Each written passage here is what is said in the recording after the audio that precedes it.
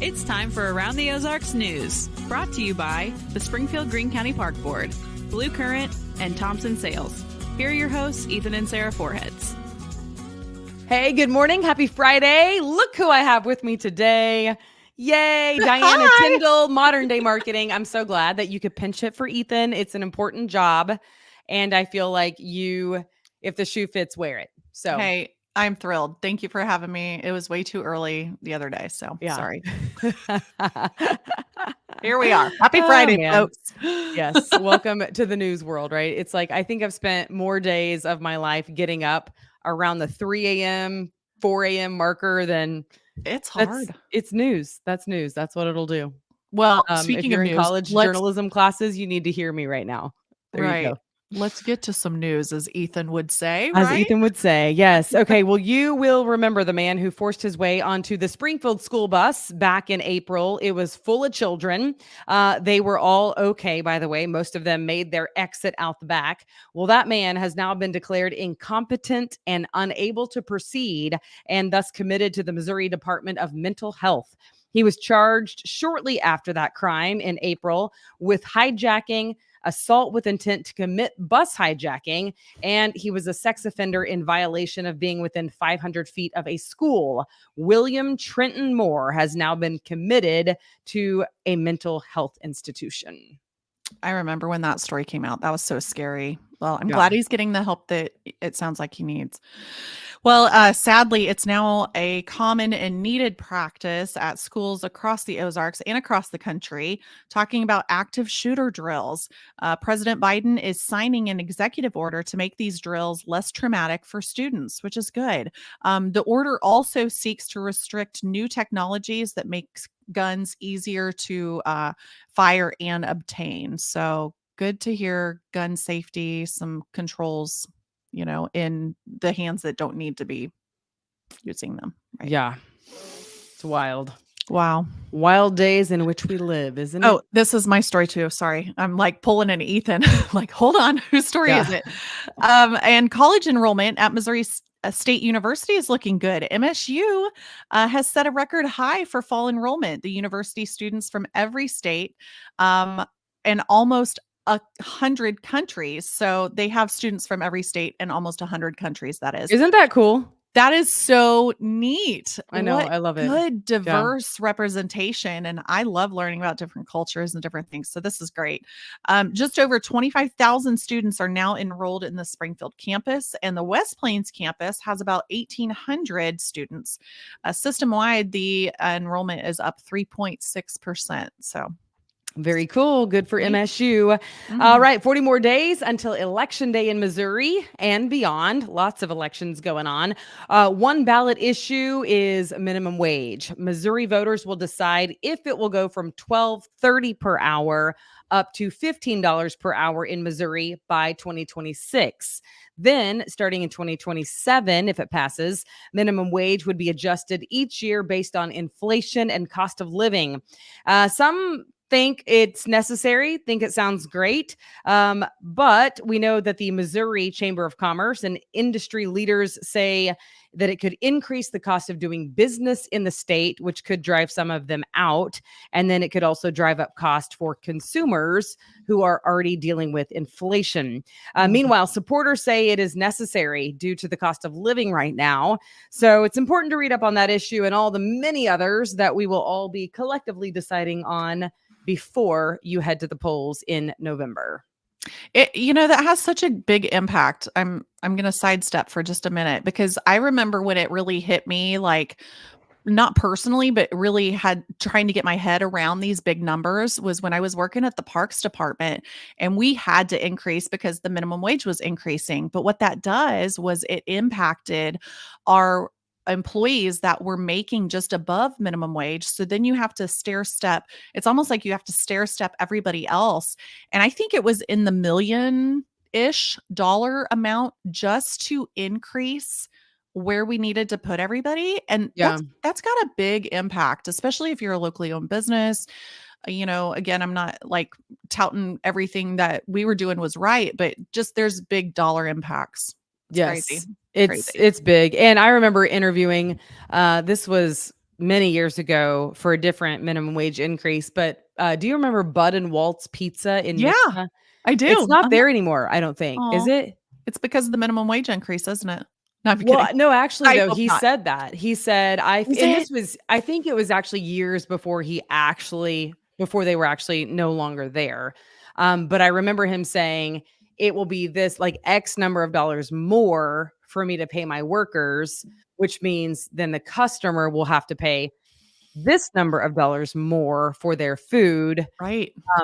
So yeah, if I were like back in high school debate, like I see that business argument, but then Yeah. also the But cost of and cost of living living is going is up. Like, insane. I It's agree. insane. I see So both sides. It's me really too. difficult. Yeah. I do feel like, I mean, it's incumbent upon people, and we talk about it all the time, but just to read up on the issues before you get there. Because it's not I agree. necessarily just enough to know the ballot language, although that is step one. But if you look online, like Ballotpedia is one example, but there's several different sites that you can actually like drill down into each of the issues and read up on them and just have a much better understanding of the That's so overall helpful. picture. Yeah. That's so helpful because I'm guilty of being that person. I fly by the seat of my pants sometimes, and I'm like, "What does this even mean?" Yeah. And then I I text my mean, husband. I I'm like, do "Who should I vote for?" too sometimes, But yeah, but this one just seems consequential, yeah. this whole election. There's a lot of important issues there. Well, speaking of inflation and all of this, you probably saw this coming with everything costing more these days. So will stamps also cost more. The United States Postal Service will raise um, stamp prices 5 times over the next 3 years. So I guess if you need to get stamps, you better just stock up. Yeah, the sooner Uh, the better. The sooner yeah, the better. the increases will happen every January and July through the end of 2027. Yep. I think I'm just gonna buy $1,000 in stamps. Yeah. The We question mail is, out Christmas cards and how stuff. quickly will you use them? Oh, do you? Okay. I was about to say, Yeah. then in that case, you might go through them quickly. Sometimes I do Christmas cards, but definitely not every year. I'm always I doing this think it's the fourth based on time. whether I'm feeling like a whippersnapper or not. And some years I'm like, nah, I'll just tell them hello and Merry Christmas when I see them, but Yeah. but then other times I'm like, hey, we should do a Christmas card. And I just get like I don't know, a pep in my step and get Yeah. it done. I don't know. And you're on it.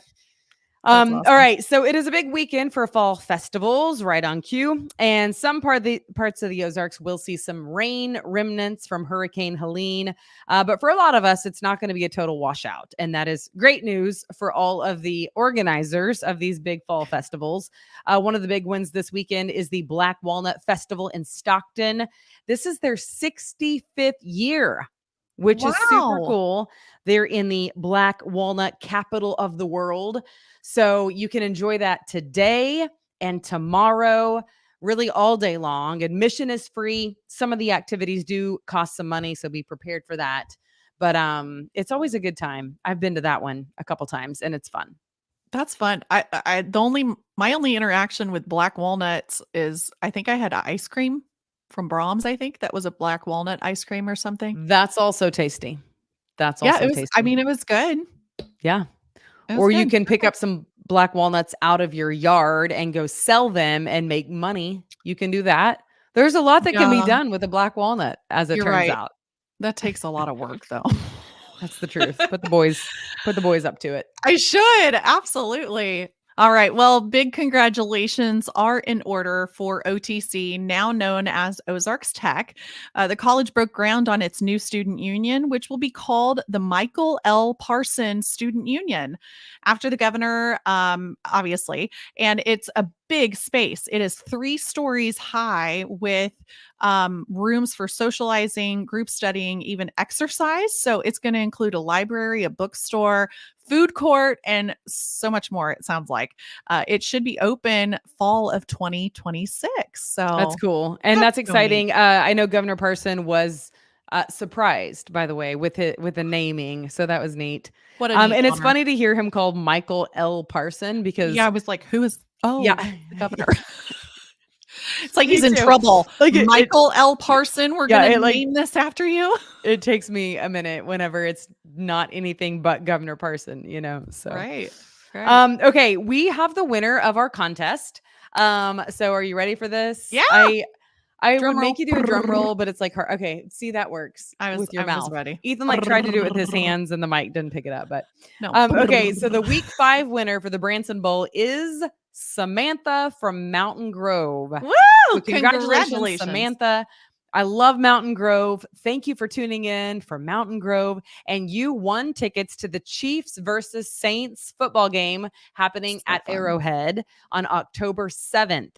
So Around the Ozarks will be in touch with you, Samantha, to get those tickets to you. You will also win some Branson official vacation destination of the Kansas City Chiefs custom gear. Wow. So there you go. You can wear that gear to the game. But we're so thankful that you tune in, and congratulations to you. And make sure that you continue tuning in because you can enter into next week's Branson Bowl, and we will be giving away more stuff. Yay. Well, is Ethan going to be back Monday? Happy Friday, by the way, and I hope everybody has a good weekend. Yeah, will Ethan be back by then, or that is the plan. He did make it to Tallahassee. So he's about an hour and 20 minutes or so inland from where the hurricane is expecting to have major impact. I mean, I shouldn't say expecting, is having major impact. And I talked to him last night and I was like, so are you sure that you're in good hands? This is what news people do. We go into, and he's not really a news person, but for Convoy, he becomes a news person because he's the spokesperson during any disaster. So it feels right at home, honestly, to be in that type of a situation. But he was like, when we got to the hotel, I saw that right down the hall from me is the Weather Channel guy. And outside was the Fox News anchor. So yeah, I think we're good. I'm like, just because other important people are at the hotel doesn't actually mean it's safe. And he was like, when's the last time that you heard of a structure an hour and a half off the coast being swept away by, I was like, there's always a first. So I'm just telling you. I don't want to think about that. Hold on tight and grab a life jacket, please. So yeah. Oh my goodness, that's scary. Well, I hope he gets back in town. If he's not, I'm happy to pinch hit for you. Okay, I'll let you know. I will let you know. But yeah, the plan is that he will be back, and I believe it. I believe it. So I don't have any reason not to. But I know Convoy is doing some good work because, yikes. Yeah, that's a big one. That's a lot. And tornadoes are hard, and that's what we are used to. But it's so strange how a tornado, it's like this instant impact that's big, and then it's gone. And like hurricanes, it's days and days and days because it's flooding. Well, and I've always heard water damage is the worst to try to the impact of water and wind and all of that together. I can't even imagine. So I do remember going water rafting one time and our guide saying the water always wins. He made us say it like 100 times. And I'm like, that's just true in life. That's good and humbling to remind yourself. It's true. Yeah, it is humbling. Wow. You're right. That's a good adjective because it is nature. Yeah. You got to respect it. You got to respect it.